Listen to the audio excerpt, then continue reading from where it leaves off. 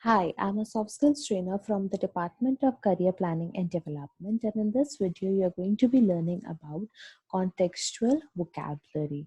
Now, vocabulary is the ultimate expression. Having an extensive vocabulary will help you express yourself clearly and communicate well with clarity. A linguistic vocabulary is also identical to a thinking vocabulary, meaning that you will be able to think concise thoughts with precision.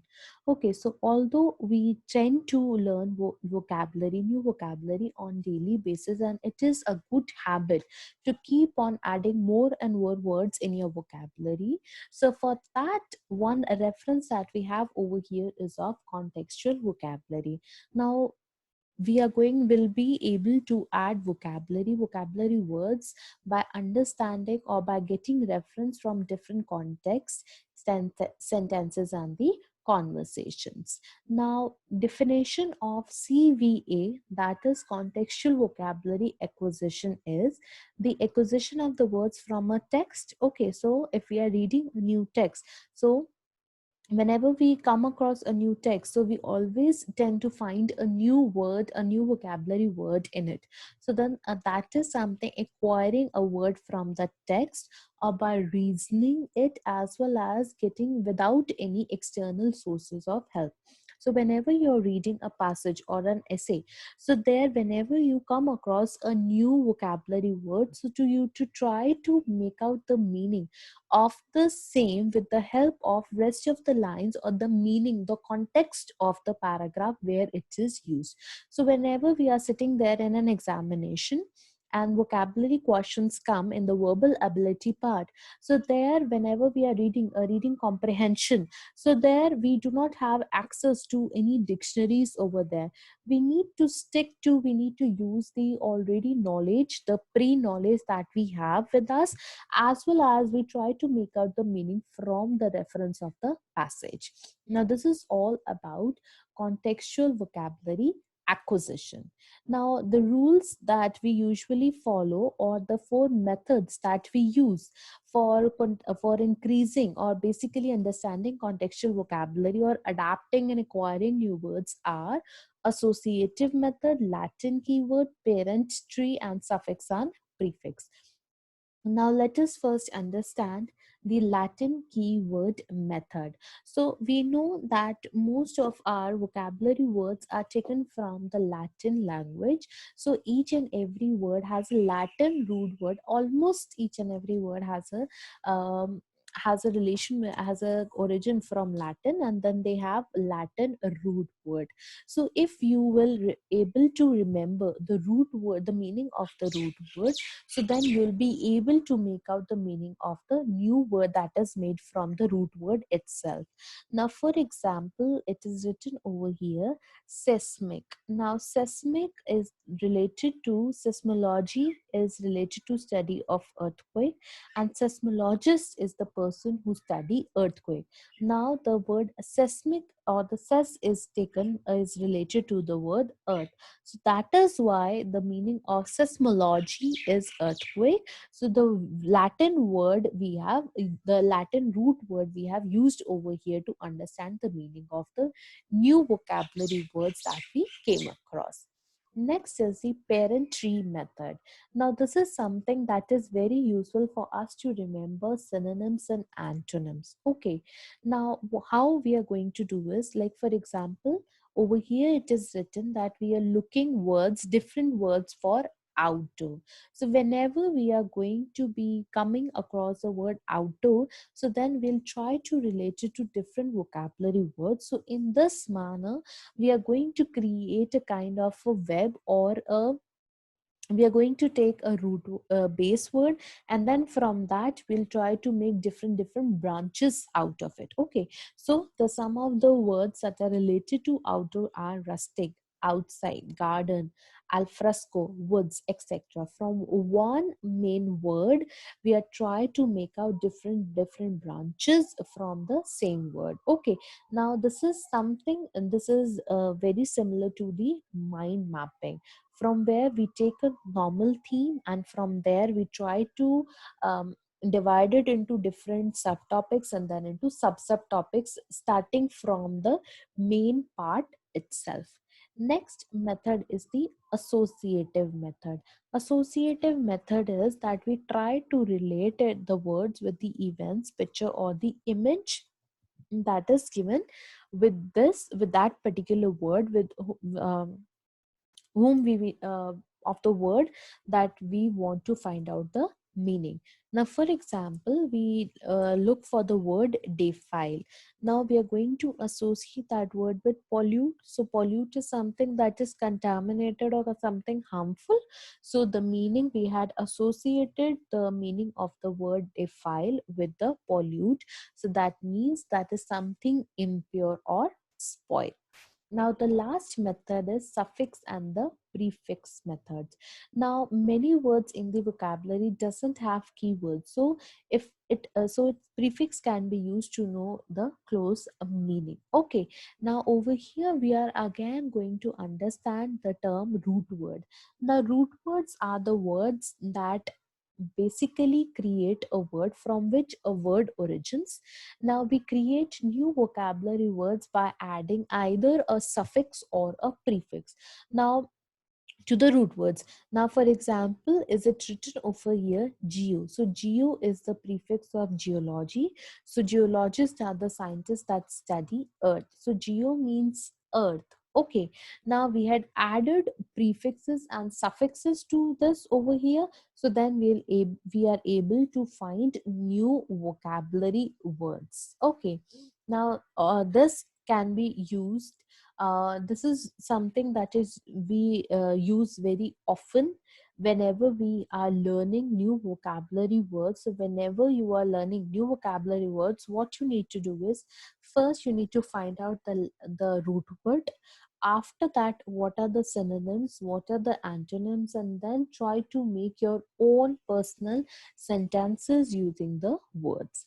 Next is, these are the categories like contextual vocabulary. Why are we learning over here? Because in most of the competitive exams as well as in the placement exam, this kind of vocabulary questions are very much they're very prevalent. They come in higher percentage in all the exams. Like for the company Deloitte, they also have questions. The Wipro placement paper also have questions related to the vocabulary. Now these types of questions come into three different categories. One is the passage based, another is the sentence based, and third one is the antonym or the synonym based. Now for solving all these types of questions, you can very easily use all the methods that we had discussed right now. Now over here I had taken reference of the types as well as the example so that it becomes more clear to you. Now the first one is the passage based question. So in this, a passage is going to be provided to you, and from that passage one vocabulary word is going to be picked, and for that particular word you need to find the meaning. Okay, now you can read the passage over here. You can pause the video and then you can read the passage, and they are asking for the meaning of the word cursory, and then four options are written over here. Now option C is correct. Now why C is correct? I have also given the explanation that since mystery is mentioned in the statement, hence a brief glance can also break it, and cursory means brief. So and curious means anxious, which is not suitable to fill in the blank. So crude is a sort of oil which does not suit the sentence frame. Therefore option C is the correct one. Okay, so what we had done is we had taken into reference all the options that are available to us, and then one by one we had explored the reason that why this particular option can be an answer or cannot be an answer. Okay, so this is the passage based question. Now, next one is the sentence based questions. Now, over here, sentences are going to be given to you, and then you need to find the meaning of a vocabulary word from the reference of the sentence itself. In the earlier part, a proper passage was given to you, so then it was easy for you to make out the meaning um, from the context of the whole passage. Here your the restriction is there that it only one or maximum two sentences are going to be written over here, or no, it is only one sentence that is going to be written over there, and from that you need to make out the meanings. Now this is something that you can learn, and this is something that you over here you can use the idea generation technique keyword approach as well to understand the meaning of the keyword itself. Okay, now the sentence is health is too important to be forsaken. Okay, so you need to find the meaning of the word forsaken, and the options are given over here as well as the explanation. So the meaning, the correct option that we have chosen is option number D.